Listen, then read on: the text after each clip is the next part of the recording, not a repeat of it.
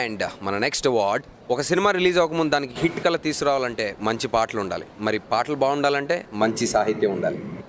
మన Micromax SIIMA award for the best lyricist Telugu nominations are. మరి best lyricist award ఇవ్వడానికి may please call upon stage Sunil and Kriti Kharbanda.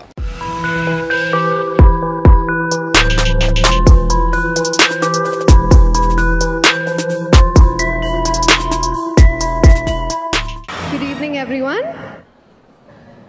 The best lyricist Telugu goes to Anant Sriram for Seetama Vakitlo Sirimalli Chettu.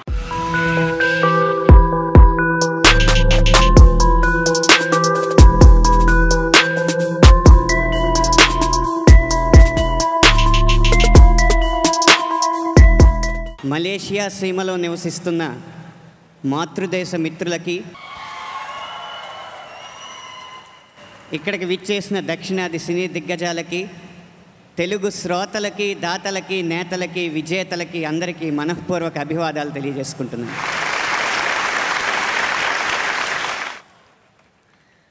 ఇరవై నిమిషాల్లో రాసిన పాట ఇంత దూరం తీసుకొస్తుందని ఎప్పుడు ఊహించలేదండి.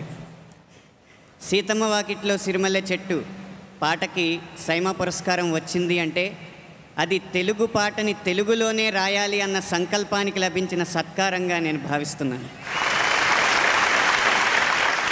అది మాత్రమే కాదు, అందుకు ప్రోత్సహించిన నిర్మాత అభిరుచికి ఇది బహుమానం, అందుకు దోహదపడిన దర్శకుడి ఆత్మవిశ్వాసానికి ఇది తార్కాణం.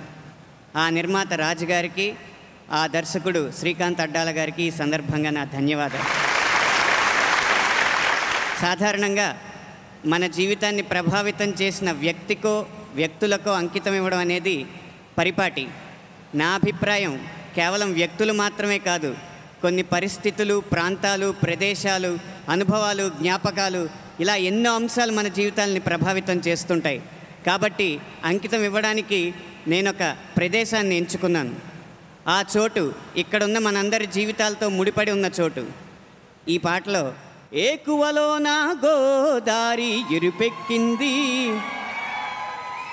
ఈ పంక్తిలో ధ్వనించే గోదావరి మా ఊరి గోదావరేనండి. అందుకే ఈ ప్రపంచ స్థాయి వేదిక మించి ప్రకటిస్తున్న మీ అందరి హర్షధ్వానాల మధ్య, హర్షాతిరేకాల మధ్య అందుకున్న ఈ ప్రతిష్టాత్మకమైన పురస్కారాన్ని సగర్వంగా, సగౌరవంగా నా స్వగ్రామం దొడ్డిపట్ల గ్రామానికి అంకితం ఇస్తున్నాను. థ్యాంక్ యూ అనంత్ శ్రీరామ్ గారు. తన అవార్డ్ని తన స్వగ్రామానికి అంకితం చేశారు. I think it's a very noble deed. And ఇంకొక విషయం అర్థమైందంటే అనంత్ శ్రీరామ్ గారు పాటలే కాదండి, నెక్స్ట్ సినిమా నుంచి మాటలు కూడా రాయబోతున్నారు. అంత చక్కగా మాట్లాడారు. థ్యాంక్ యూ వన్స్ అగైన్ అండి. Thank you so much.